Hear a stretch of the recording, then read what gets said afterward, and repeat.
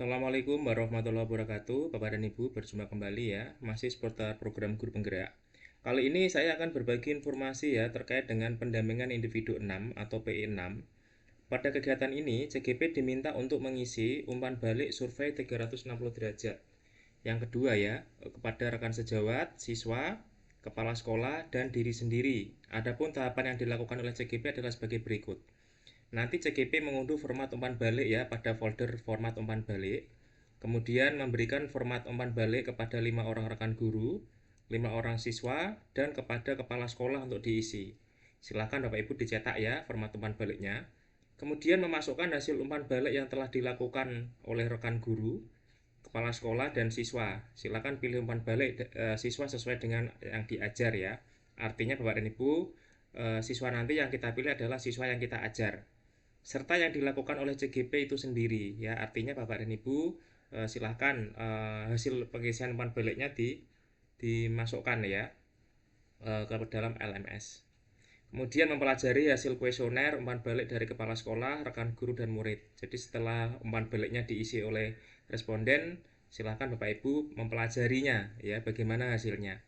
Kemudian menganalisis jawaban dan menyimpulkannya, lalu refleksikan hasil refleksi dituangkan pada PI6, refleksi hasil umpan balik kepada rekan sejawat. Bapak dan Ibu, ini adalah hasil refleksinya ya. Jadi ini adalah hasil refleksi umpan balik kompetensi guru penggerak yang dilaksanakan di PI6. Nah, kita akan cek kira-kira seperti apa untuk pertanyaannya Bapak dan Ibu ya. Nah, di sini adalah contohnya. Nah, di sini ada hasil umpan balik kompetensi guru penggerak. Ini adalah nama sekolah ya, nama CGP, kemudian nama sekolah CGP, kemudian tanggal pelaksanaannya, kemudian nanti Bapak Ibu silakan next saja ya, sesuai dengan hasil pengisian. Kemudian di sini saya akan coba sampaikan untuk panduannya, Bapak dan Ibu. Judul dari pendampingan individu ke-6 adalah refleksi perubahan diri dan dampak pendidikan. Ya, ini adalah tema PI6. Kemudian kegiatannya adalah persiapan panen hasil belajar, Bapak dan Ibu ya. Ini nanti di PI6 juga akan dibahas tentang persiapan panen hasil belajar. Kemudian pengumpulan survei umpan balik dan refleksi hasil survei tentang kompetensi guru penggerak, yaitu umpan balik 360 derajat. Kemudian refleksi perubahan dalam pembelajaran yang sudah diterapkan selama 6 bulan. Diskusikan dampak pada diri guru dan murid yang terjadi. Kemudian penilaian pemetaan aset, diskusi apakah tujuan program sudah dikomunikasikan ke warga sekolah. Kemudian Bapak dan Ibu, di sini ada detailnya ya. Nanti saya akan coba masuk ke dalam PI6 ya, detail dari kegiatan PI6. Nah, di sini kita bisa lihat Bapak dan Ibu, ini adalah panduan pendampingan individu pengajar praktek kepada CGP, Bapak Ibu ya. Nah, di sini nanti kita bisa melihat apa saja yang akan dilakukan ya pengajar praktek bersama CGP. Nah, di sini Bapak dan Ibu waktunya adalah 4 kali 45 menit ya. Kemudian waktu pelaksanaannya kurun waktu seminggu sebelum lokakarya 6. Kemudian Bapak dan Ibu nanti jangan lupa ya, bahan yang dibutuhkan adalah buku pegangan pendampingan individu, ini untuk pengajar praktek yang saya tampilkan ini. Jurnal hasil pemantauan pembelajaran daring atau di LMS ya. Kemudian jurnal pendampingan, daftar hadir dan rencana pendampingan selanjutnya. Kemudian rubrik dokumentasi pemetaan aset lampiran 9. Hasil analisis survei umpan balik 360 derajat dan dokumentasi proses pemetaan aset. Ada notulen, foto proses pertemuan dan hasil pemetaan. Nah, di sini ada beberapa kegiatan ya atau langkah. Biasa di langkah awal pendampingan akan ada menjelaskan tentang fokus pendampingan. Kemudian pengajar praktek menanyakan bagaimana proses pembelajaran yang sudah berjalan 1 bulan terakhir. Kemudian memberikan apresiasi kepada CGP. Kemudian di bagian inti nanti ada refleksi hasil survei 360 derajat. Ya, kemudian ada perubahan dalam pembelajaran Bapak dan Ibu ya. Nah, ini adalah pertanyaan-pertanyaan pemandu. Ya, ini adalah pertanyaan misalnya setelah Bapak Ibu menjalani 6 bulan pendidikan guru penggerak, perubahan apa yang Bapak Ibu rasakan yang berkaitan dengan kompetensi Bapak Ibu sebagai guru. Kemudian berdasarkan apa yang Bapak Ibu alami, perubahan apa saja yang terjadi pada diri Bapak Ibu setelah Bapak Ibu menjalani program 6 bulan ini. Kemudian apa saja hal yang membuat perjalanan 6 bulan ini cukup memuaskan. Kemudian Apa saja yang membuat perjalanan 6 bulan ini menjadi cukup menantang bagi Bapak dan Ibu? Nah, nanti ada juga penilaian pemetaan aset ya 50 menit. Nah, nanti ada pertanyaan pematik Bapak dan Ibu ya. Ini ada sekitar 6 ya. Pertanyaan pematik yang harus Bapak Ibu jawab.